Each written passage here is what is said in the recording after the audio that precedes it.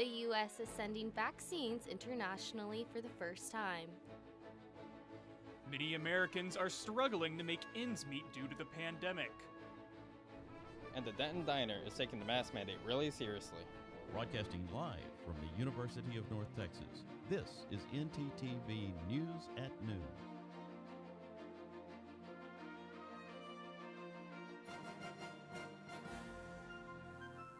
Thanks for joining us on ntTV News at Noon. I'm Blake Weiland. And I'm Hannah Gonzalez. While state and federal prosecutors look into the possible motives of the 21-year-old identified in yesterday's Atlanta shooting, many in the community are feeling unsafe. The murder of the 8 individuals has led to a wave of fear for millions of Asian Americans. Reporter Amar Walker has more on how the Asian community in Atlanta is responding. It was very evil. It was so obvious. She hated me. It's just because the way I looked. The hate is palpable. So is a fear of being targeted simply for being Asian. Yesterday, we were at the restaurant in Marietta, and I was getting my plate, and this lady was sitting at her table, and she's eating her meal, and she just looked at me very disgustingly, and I just stared at her. Mison, who is Korean American, and her fiance Toussaint both declined to give their last names out of concerns for their safety. They tell CNN they are now hyper vigilant after the deadly spa shootings in Metro Atlanta, where it is legal to openly carry a handgun with a permit. We came to lunch today, and I have to, sit down with my firearm on me because you never know. It's an Asian establishment. Incidents from verbal harassment to outright violence in California have many Asian Americans feeling threatened for their lives. I didn't even see the person. I didn't lose anything. All my belongings is with me. They didn't rob me. So I think it's a hate crime. A violent attack on the streets of San Francisco Monday left Danny Yu Chang with 2 black eyes that he says left him partially blinded. Chang doesn't feel safe anymore, so he's raising money to move out of the state. Today, the San Francisco Police Department says that after an alarming spike in anti-Asian violence in the Bay Area, they're stepping up patrols in predominantly Asian neighborhoods. The New York Police Department is doing the same in response to Tuesday's deadly Atlanta shootings. They hit too close to home for Georgia State Representative Bee Nguyen. I have 4 sisters. We had a conversation last night about what was happening and whether or not we could determine if this was a hate crime. The conversation was, are we safe going outside? Do we need to take extra precautions? Investigators say it is still too early to determine whether Tuesday's shootings were a hate crime and pointed to the suspect's claim of a potential sex addiction. But experts and activists argue it's no coincidence that most of Tuesday's victims were Asian women. Nguyen agrees. Well, he went to 3 different locations, all owned by Asian business owners, all employing Asian workers, killing 6 Asian women. And when you think about how our country views Asian women, there is a sexualization of Asian women, both prevalent, I think, in Hollywood, in the media. So it's not a new concept, and those things are intertwined, and you can't tease them apart from each other. 6 out of the 8 victims were Asian. That fact alone pours salt into a trauma-filled wound that has festered since the COVID-19 pandemic began. According to Stop AAPI Hate, an Asian American and Pacific Islander advocacy group, there have been nearly 3,800 anti-Asian incidents reported since last March, with women reporting 68% of the incidents. Rohit Malhotra has been fighting this kind of discrimination with his nonprofit Atlanta Center for Civic Innovation. He says it starts with acknowledging the history of racism against Asians in America. So what we are in the process of, I think, right now in this country is rehumanizing individuals who have been dehumanized from the beginning of getting here. So I think it's going to be this is a moment that hopefully leads to a movement. And Mison says that movement won't begin until more Asians start speaking out. But I think Asian culture need to speak about it. We don't need to keep it silent, and we just need to don't be afraid to talk about it. The man accused of killing the 8 individuals was set to appear in court today, but the hearing has been canceled. 21-year-old Robert Aaron's lawyer requested that the hearing be canceled, but failed to provide a reason for the cancellation. Aaron faces 8 counts of murder and 1 count of aggravated assault. The hearing has yet to be rescheduled. Hannah, I'm really tired of all this wind. I just wanted to warm up again. Me too, Blake. Let's see what our weather anchor, Jessica Jalal, has to tell us about all this wind. Thanks, Hannah. So we're not going to be seeing as much wind today as we did yesterday, but we are still going to be seeing some of those moderate wind speeds, which we can take a look at right now. So we have a wind speed of 20 miles per hour, and it's heading northwest. Sunny skies, clear skies, and the temperature right now is 52 degrees. It does feel like 49, but moving on to tonight's conditions, temperatures are going to drop down to 41 degrees, and it's going to feel colder at 38 degrees. That wind speed will go down as well, but it's still going to be pretty high at 17 miles per hour, still heading northwest. Now let's move on to tomorrow's conditions. So tomorrow is going to be a high of 64. It's going to feel like 61 and a 15 mile per hour wind speed, but sunny skies. That's all I have for you guys right now. Back to y'all at the desk. Thanks, Jessica. Now the Biden administration is considering shipping excess COVID vaccines to Canada and Mexico. The U.S. has tens of millions of AstraZeneca vaccines stockpiled waiting for FDA approval. Because of this, the company itself has asked the Biden administration to donate the vaccines to already approved countries, such as Canada and Mexico. Administration officials says that if this vaccine sharing occurs now, then Mexico and Canada would have to agree to share their excess doses with the U.S. in the future. Stimulus checks have started arriving in millions of banks' accounts for many. The money hoped to spur consumer spending, but will instead be used to pay overdue bills. CNN's Vanessa Verkinshaw has more. We've given up so much as a family already. It's just scary to think that we might be losing more. It's been a year of sacrifice and uncertainty for Ashley Ordonez, Kyle Price, and their 5 children in Denver, Colorado. Jay, where are you hiding? They drained their savings and sold her wedding ring, all to survive. That was a tough one. It's just a piece of material, and it's a means to an end for my business. Like 100 million other Americans, they're eligible for stimulus checks as part of President Joe Biden's COVID relief package. They could get up to $8,400 for their family, which they say will go straight into their wellness studio that's been surviving month to month. The checks will give them one more. It's keeping our dream alive. In Arkansas, Nikki Martin's check arrived just in time. It has kept a roof over my head and kept my lights on. Martin just finished months of aggressive chemo treatment when the pandemic started. I didn't get to celebrate being cancer-free for very long before this hit. Without a job, she filed for disability checks and is still waiting, making her ineligible for unemployment. But when that $1,400 in stimulus hit her bank account, she breathed a sigh of relief.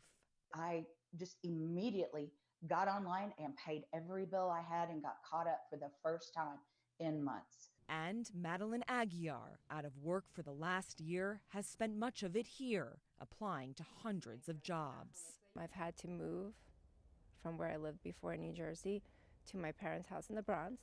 Aguiar said she lost her job in hospitality when the industry was crushed by the pandemic. With work hard to come by, she's found herself in debt and receiving a stimulus check, both for the first time. When you think about $1,400, does that seem like a lot? Not in comparison to the debt I've had to incur. Do you see a way out of the debt in the near future? I think the only way out really is to get a job. For many Americans, stimulus checks will make a difference. But for Ashley and Kyle, who put their house up for collateral to insure their business, it's simply not enough. Any extra income goes straight to the business so that we don't lose this house. It's kind of the last thing we have. So it's really scary thinking about me. There's like thoughts of the future, too much to bear, especially one so uncertain. Only people who have less than $75,000 are entitled to the full stimulus amount. More payments are expected to go out in the coming weeks. Even as stimulus checks are dispersed, they can only do so much for Americans fighting unemployment. The Department of Labor says 770,000 people have filed for unemployment benefits last week. And this past year, the amount of first-time claims for jobless benefits has reached higher than the 2008 recessions. Compared to February 2020, the U.S. is down 9.5 million jobs. And among high unemployment, homelessness is becoming an increasing issue in the U.S. Today, the Department of Housing and Urban Development released its 2020 Homeless Assessment Report. According to the HUD, on a single night in January last year, more than 580,000 people did not have a home. This is more than a 2% increase since 2019, and the fourth year in a row that the percentage has increased. When we come back, we'll give you more information on the different COVID-19 variants. And details on 2 bills the House recently passed. Stick around. Hey, listen to my flow to save some H2O.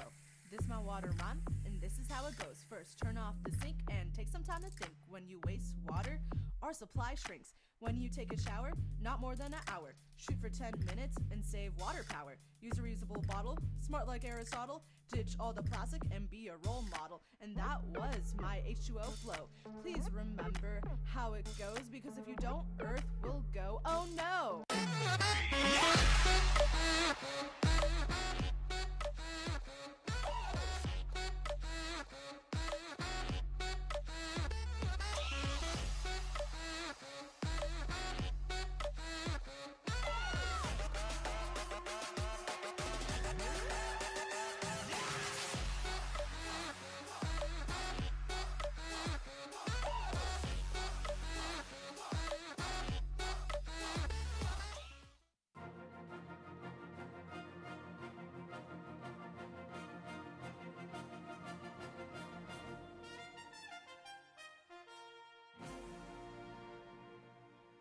Health experts say that a spike in COVID cases could be coming soon. As new variants of the virus pop up around the country, experts warn that getting Americans vaccinated will be an even tougher challenge. CNN's Adrian Broaddus has more on the story. A concerning rise in coronavirus cases as vaccination efforts nationwide are ramping up. I think that we are on the cusp of that fourth surge. We now have these more transmissible variants becoming dominant here in the U.S. very quickly. The United States is averaging at least 50,000 new cases per day, and 17 states reported an increase in new COVID cases compared to the week before. Michigan has seen nearly a 50% increase in new COVID cases since last week. Dr. Jennifer Morse, medical director of Mid-Michigan District Health Department, contributes the spike to a list of factors, including COVID fatigue, rolling back restrictions, failure to wear masks, and the variant first identified in the UK. Michigan has the second highest number of confirmed cases of the UK variant in the nation. The state is opening a mass vaccination site at Ford Field next week. In the Northeast, concerns are mounting that a variant in New York City may cause another wave of cases. Case counts are up in several states in the region, including Delaware, where new cases are up more than 50% since last week. This comes as Rhode Island, New York, and New Jersey are increasing indoor restaurant capacity and easing COVID restrictions. My concern is that we prematurely pull back and don't give the vaccines time to continue to protect the country. And in California, Disneyland is set to reopen with limited capacity at the end of April. The announcement comes on the heels of the WHO designating 2 variants of interest detected in that state. We are in a race to stop transmission, and the emergence of variants that spread more easily has made that even more challenging. Meanwhile, more states are announcing plans to open up vaccine eligibility to all residents over the age of 16. According to the latest CDC data, nearly 1 in 8 people in the U.S. are fully vaccinated. We're vaccinating really fast now. We're averaging about 2.5 million shots per day. 113 million Americans have gotten at least 1 shot. As health experts warn against a second COVID wave, they are encouraging people to continue to wear masks and social distance. A lot has changed since the mask mandate in Texas has lifted. I'm interested to learn about what Kevin Pacheco has to tell us about a local Denton business. Kevin? Thank you. Legends Diner owners Wayne and Kat Lacombe are having some fun with the newly lifted mask mandate. The owners are placing bright pink signs in front of the restaurant to greet customers as they enter. The signs read, "Our new surcharge, $50 if I have to explain why masks are mandatory, and $75 if I have to hear why you disagree." The owners have told the Dallas Morning News that these signs were meant as a joke, but they'll actually charge customers if deemed necessary. The mask enforcement is an attempt to keep customers and employees safe during the ongoing pandemic. The diner has received many supportive comments and potential customers as a result of these pink signs. There will also be an interview tonight with ntTV News at 6. That's all I have for now. Back to you at the desk. Thanks, Kevin. Blake, I don't know about you, but I'm really hoping this weekend is sunny and warm. Knowing Texas weather, that seems too good to be true. Jessica, tell us what you know.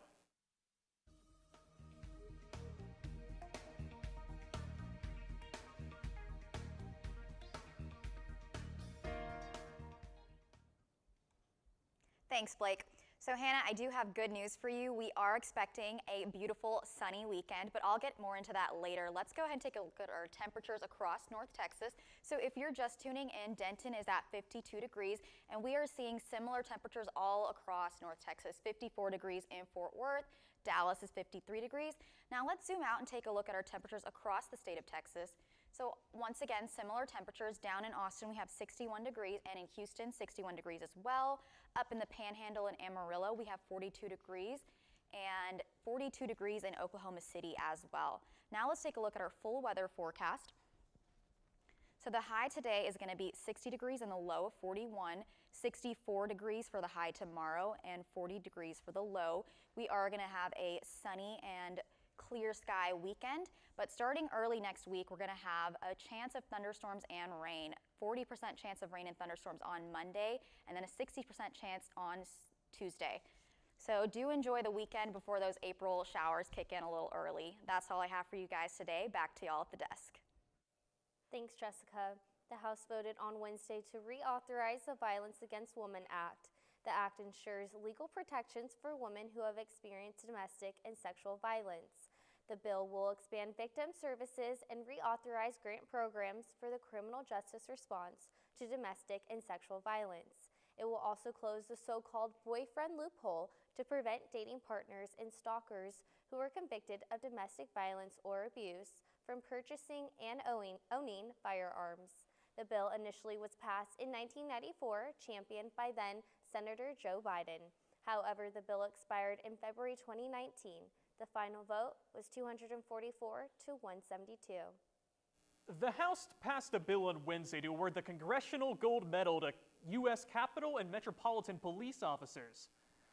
The medal would be awarded to police for protecting the Capitol during the January 6th breach. The final vote was 413 to 12. Earlier, Congressman Louis Gohmert of Texas said he opposed the bill because it referred to the breach as an insurrection and had filed an alternative measure. A Senate version of the bill passed in February. The Senate version awards the gold medal to Officer Eugene Goodman specifically, instead of the entire U.S. Capitol and Metropolitan Forces. The bill will now have to be reconciled. When we come back, we'll show you how UNT is helping first-gen students. And we'll give you a new place to go get your sweet summer treats.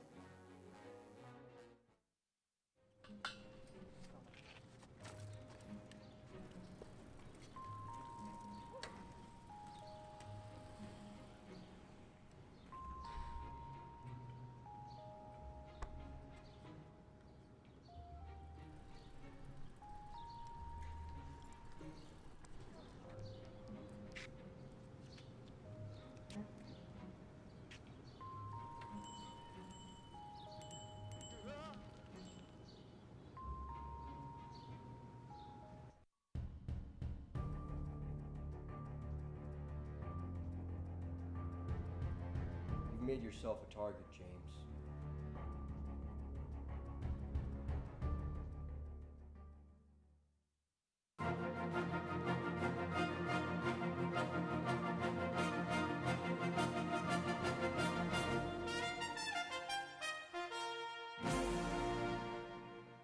The Denton Police Department is investigating a robbery and aggravated assault after a U-Haul truck was taken at gunpoint.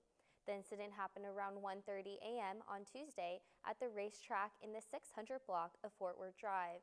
Denton police say they weren't able to review surveillance footage at the time of the report, but we're going to follow up later. The investigation is ongoing. Now that it's getting warmer, I really just want something cold to eat. Well, Blake, I have the thing for you. Our segment anchor, Alyssa Utharte, has a hot spot you can visit. Alyssa?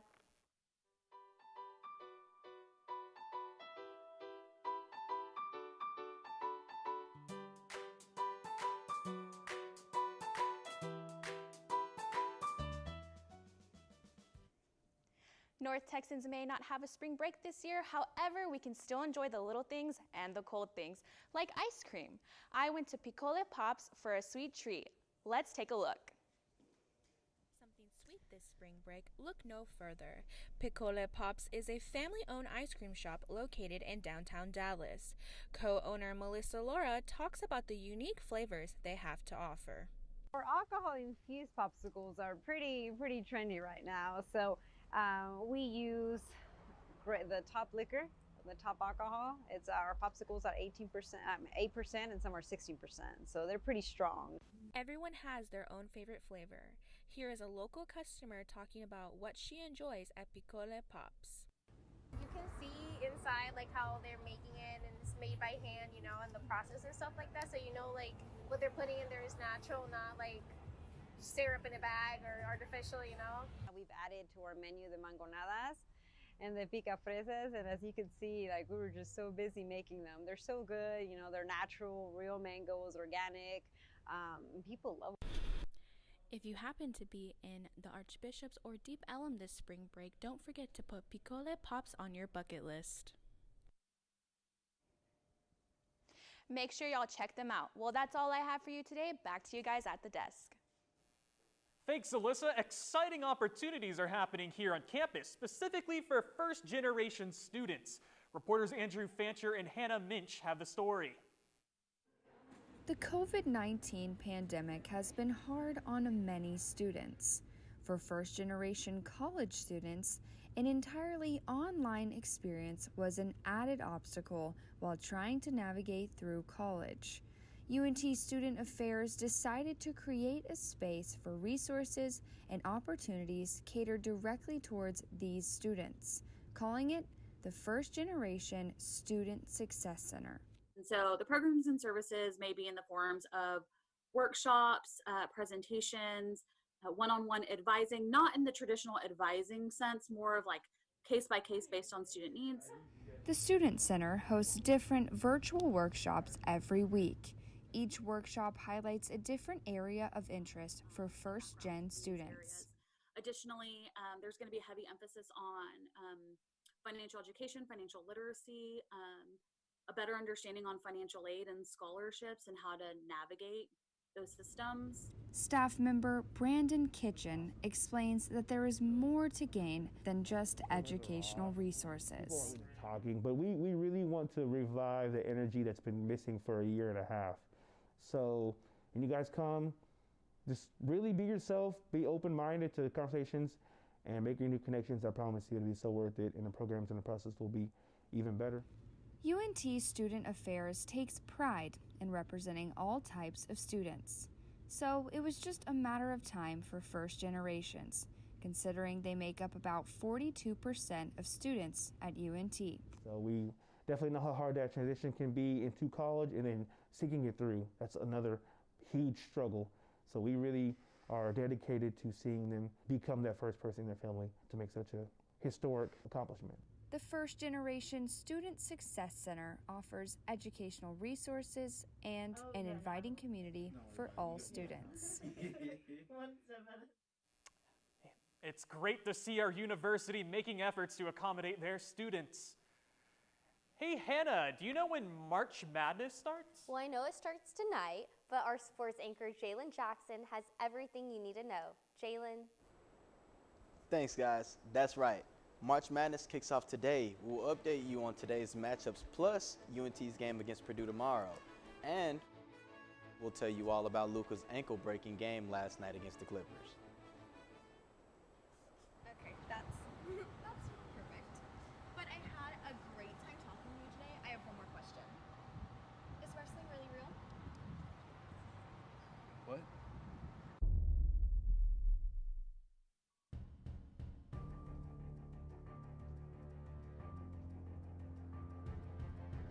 made yourself a target, James.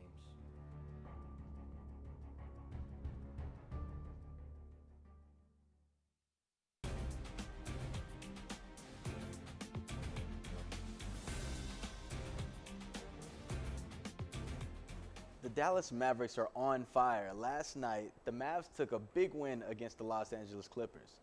Luka Doncic went absolutely ballistic, leading the game in every category except for rebounds, which was led by none other than Kristaps Porzingis. Luka finished with 42 points, 9 assists, and 6 rebounds after coming off of a loss from the Clippers Monday. The Mavs did their thing, winning 105-89 to take the series and get a little closer to seeing the playoffs. The Dallas Cowboys are making sure they hold on to that in-house talent. After re-signing two-time Pro Bowl quarterback Dak Prescott, they also re-signed cornerback Jordan Lewis to a 3-year contract worth up to $16.5 million. As the new league year starts, there's plenty of news around the NFL. The longtime Cardinals wide receiver Larry Fitzgerald is a free agent for the first time in his career. Also, tailback Philip Lindsay has decided to part ways from the Denver Broncos. The Pro Bowl running back is expected to be a hot name on the free agent market. Get your brackets ready.